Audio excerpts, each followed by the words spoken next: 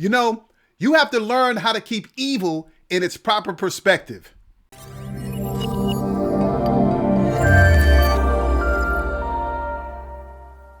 What's up, everybody? Welcome to another episode of Sermon at 7, your daily dose of inspiration and the place where we prove beyond the shadow of a doubt that it's possible to receive a mighty word from God in a short period of time.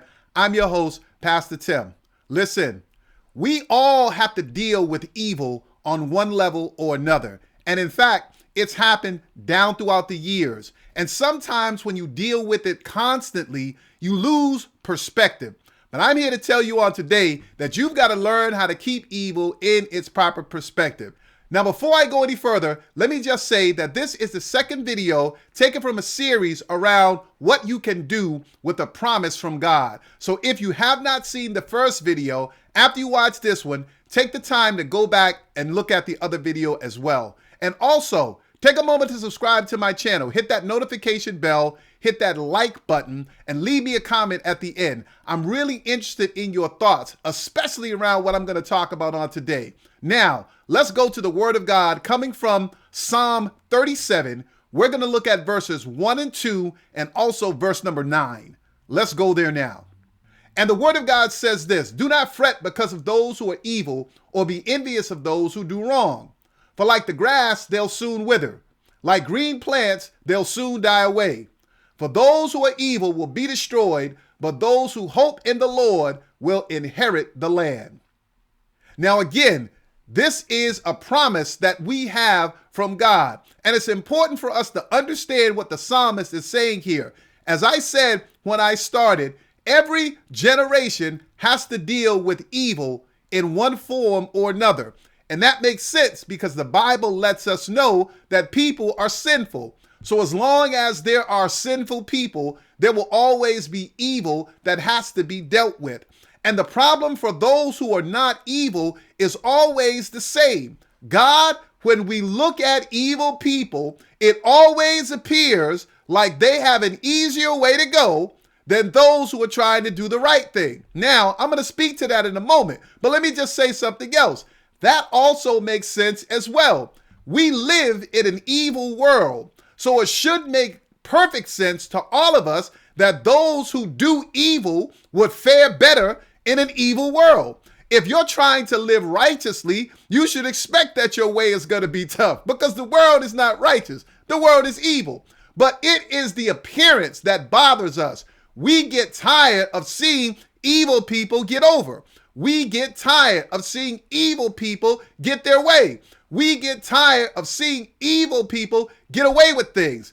But this particular passage in Psalms is God's promise. Number one, don't get yourself agitated. First of all. Number two, don't act like people who are evil. And number three, certainly don't be envious of them. Why, God? The reason is simple. Because evil people will get what they have coming to them. That is God's promise. God says here that those who do evil will be cut down like the grass. And I love the imagery that he uses here because plants, they live and then they die. They sprout up and then they wither. And that's the whole point that God is trying to get us to understand, that these things come, but they don't last forever. After a while, they wither away and they die. My problem, or our problem, I should say, is that as we confront evil, we often lose perspective. And that's what I was saying when I started.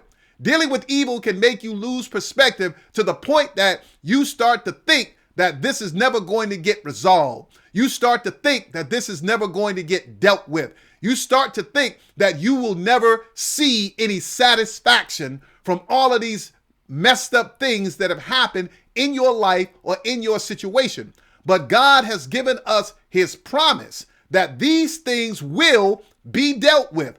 Don't panic. Don't act out of character. It's important for us to remember that at all times we need to act like a Christian. Why should I act like a Christian? Because God has promised me that he's going to handle evil people and deal with evil itself at some particular point.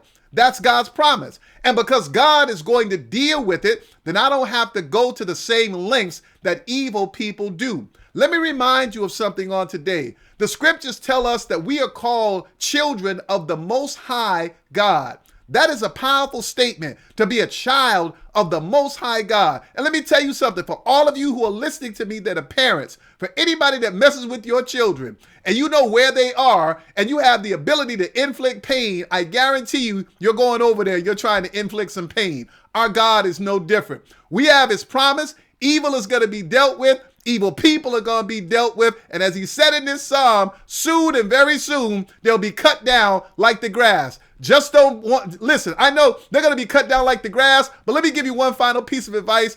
God does not need you to be pushing the lawnmower. Listen, I'm all out of time, guys. So before I go, let me remind you, take a moment, subscribe to my channel, hit that notification bell, hit that like button, leave me a comment. Let me know what you thought about what you've heard here on today.